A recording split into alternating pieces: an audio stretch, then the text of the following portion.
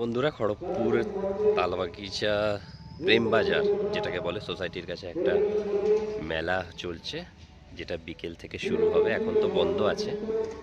এখানে দেখতে পাচ্ছেন সবাই যে এখানে গাড়ির শোরুমে যেন কিছু কিছু গাড়ি এখানে রাখা হয়েছে, স্টল করা হয়েছে। এগুলো সব বিকেলে খুলবে। জমজমাট লাইট, এই দেখুন, ভান্ডারি অটোমোবাইলস, নেক্সা,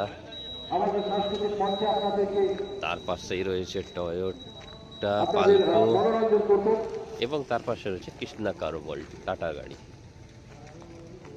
কেমন লাগছে দেখে? তো আমি প্রথমবার এলাম এখানে, দেখছি ভালোই তো বড় জায়গা রে বাবা, অনেক কিছু রেডি করেছে এরা। আরও এখানে রয়েছে হিন্দওয়্যারের স্মার্ট অ্যাপ্লায়েন্সেস।